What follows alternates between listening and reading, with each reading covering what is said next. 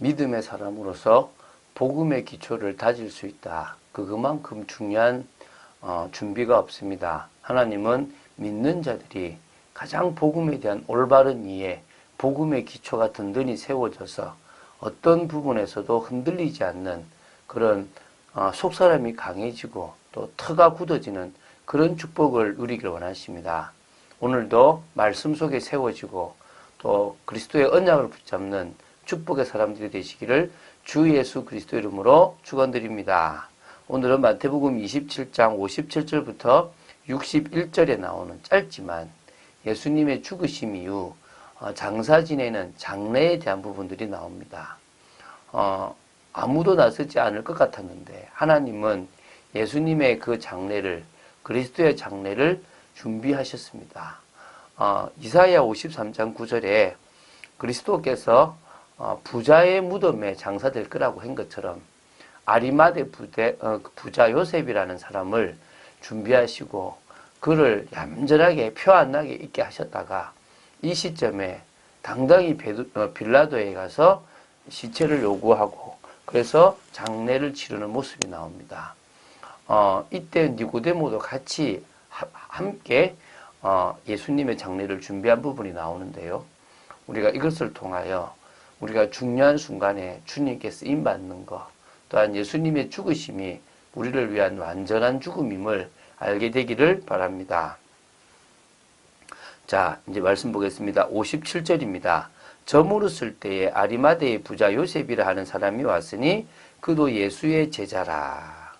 우리가 저물었을 때 그러면은 대강 한 6시쯤으로 보는 것이 맞습니다. 그러나 6시가 되면 유대 요일 계산법으로 말하면 다음 날로 넘어가게 되는 겁니다. 해가 지면. 그래서 이제 그 시점이라고 보기보다는 조금 앞서야 됩니다. 왜냐하면 안식일이 되면 절대 일을 하면 안 됩니다. 특히 율법에 의하면 나무에 달려 죽은 사람은 그 시체를 밤새 놔두면 안 되는 겁니다. 그 당일에 장사를 해야 되기 때문에 아리마대 요셉이 이 안식일이 시작되기 전에 서둘러서 장사를 치렀다고 봐야 됩니다. 그래서 시체를 달라고 요구한 시간은 저녁 늦은 시간이라기보다는 해가 넘어가기 직전에 오후로 볼 수 있습니다. 그때가 이제 저물어 갈 때라고 말하는 옵시아스라는 헬라어 단어를 썼다고 보시면 됩니다. 다시 말하면은 안식일을 넘기기 전에 빨리 달라고 한 거죠. 그래서 아리마대의 부자 요셉이라고 하는 사람이 왔다고 합니다. 그도 바로 예수의 제자라고 얘기를 합니다. 이 지금 아리마대 요셉에 대한 연구가 조금 필요하겠죠. 아리마대라는 단어는 높은이라는 뜻을 지니고 있기 때문에 지니고 있고요. 또 그 당시를 좀 보면 사무엘의 고향이었던 예루살렘 서북 쪽에 있는 에브라임 산지 라마다임 어떤 소빔이라는 그런 장소로 추측할 수 있습니다. 그래서 그 장소에 있는 사람이라고 보시면 되는데요. 마태는 다른 복음서에 나오는 아리마대 요셉과 다르게 부자라는 점을 이불로 강조합니다. 그것이 아까 말씀드렸던 것처럼 이사야 53장 9절에 있었던 그 예언의 성취를 염두에 두고 기록했다고 보시면 됩니다. 다른 복음서를 보면 아리마대 요셉은 사내들인 공회원이었고요. 하나님의 나라를 기다리는 자였을 뿐만 아니라 선하고 의로운 자라고 소개되었습니다. 다른 곳에서는 부자라고 소개된 곳은 사실은 없습니다. 그러면서 이 마태복음에는 뭐라도 표현하면 부자뿐만 아니라 그도 예수님의 제자라는 기록이 나와 있습니다.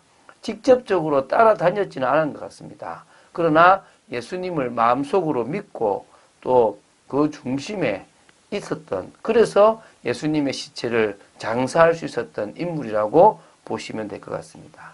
빌라도에게 가서 예수의 시체를 달라니 이에 빌라도가 내주라 명령하거늘. 아리마대 요셉이라는 사람의 어떤 영향력도 있을 수 있겠지만 예수님이 무죄한 자임을 알았기 때문에 빌라도는 빨리 그 시체를 내주라고 명령했습니다. 사실은요, 이렇게 보시면 됩니다. 아리마대 요셉은 예수님의 제자였지만은 숨기고 살았습니다. 왜? 예수님을 적대시하던 유대 종교 지도자들이 너무 많았기 때문에 숨겨서 그를 믿고 있었던 사람입니다. 그러나 그런 그가 아까 말했지만은 진짜 중요한 순간에는 당당히 나가서 예수님의 시체를 장사했습니다. 왜? 제자들도 없고 아무도 없으니까 이건 내가 해야 되겠다라는 하나님이 그 마음을 주셨겠죠. 어떤 의미에서는요, 그렇게 당당하게 예수님을 배반하지 않겠다고 했던 제자들은 다 떠나가 버렸는데, 그런 의미에서요, 믿음은 말에 있지 않습니다. 그 환경과 그 현실을 당해봤을 때 아는 겁니다. 여러분이 지금 어려움 가운데 있는데 변하지 않습니까? 여러분은 믿음의 사람입니다. 하나님이 여러분을 사랑하고 계신 겁니다. 여러분의 은혜를 주고 있는 겁니다. 그런 축복의 사람들 되시길 바랍니다. 요셉이 시체를 가져다가 깨끗한 세마포로 싸서 예수님을 이 세마포에 쌌는데요. 사복음서에서 다 이렇게 나오는데 역시 마태복음에만 뭐냐면 깨끗한 세마포라고 얘기합니다. 이 아리마대 요셉은요, 새 묻을 뿐만 아니라 새 한 푼도 쓰지 않았던 그런 세마포를 사용합니다. 이 정도로 요셉의 중심을 느낄 수가 있습니다. 이때 요셉뿐만 아니라 요한복음 19장 39절에 보면 예수님께 와서 과거 천국에 대해서 질문했던 니고데모도 이 바로 이 몰약과 침향 섞은 걸 한 100건쯤 가져가서 같이 그 요셉의 장례를 도왔다고 나옵니다. 그래서 이 니고데모의 중심도 우리는 알 수 있겠죠. 그래서 분명히 이 아리마대 요셉이나 니고데모는 또 나름대로 전도자의 삶, 언약적 삶을 살았다고 봅니다.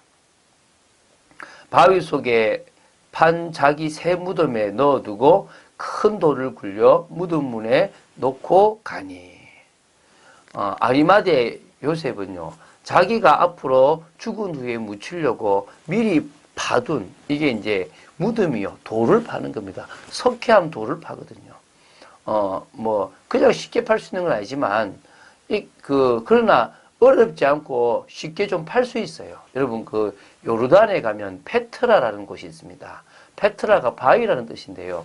그 페트라에 보면 우리가 옛날에 인디아나 존스라는 영화를 보면 그 페트라를 배경으로 찍었던 부분이 있는데, 그 바위를 파서요, 뭘 만드냐면 이렇게 성전 같은 어떤 신전 같은 기둥을 만들고 쭉 들어가는 만들어요. 근데 그게 아무 실수 없이 너무 정확하게 그곳이 만들어졌거든요. 지금 이 무덤도 석회암을 파서 이렇게 무덤을 만드는 겁니다. 우리처럼 땅에 묻는 그런 구조가 아닌 거죠. 근데 자기가 묻히려고 이렇게 만들었던 새 무덤이 있는데 그 무덤에 예수님을 장사한 겁니다. 예수님에 대한 사랑이 깊지 않았다면 사실은 불가능하다고 봐야 되겠죠. 이 정도로 아리마대 요셉은 중심을 딱 들였고요. 그리고 큰 돌을 굴려서 무덤을 이렇게 막아 놓은 겁니다.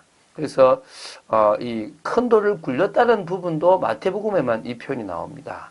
그래서 유대인들이 나중에 예수님의 시체를 제자들이 훔쳐갔다라고 하는 그 제자들이 훔쳐갔다고 하는 허위 소문도 사실 막을 수 있는 부분들이 여기 있는 거라고 보시면 됩니다. 거기 막달라 마리아와 다른 마리아가 무덤을 향하여 앉았더라.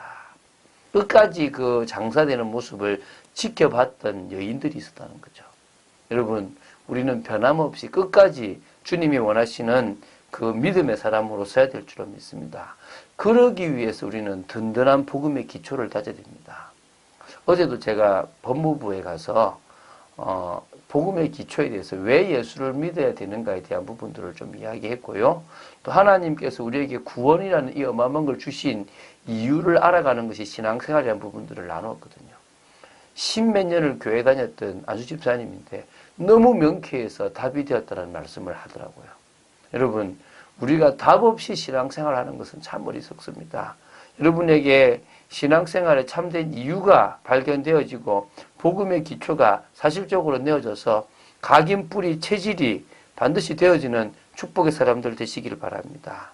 그러기 위해서 우리는요, 마지막 힘, 영적인 힘, 하나님 주시는 권능들이, 권세가 필요합니다. 사람들은요, 현실을 보는 것도 제대로 봐야 됩니다. 사실을 보는 눈도 필요합니다. 진실이 뭔가도 알아야 되고요. 영적 사실을 제대로 볼 수 있어야 됩니다.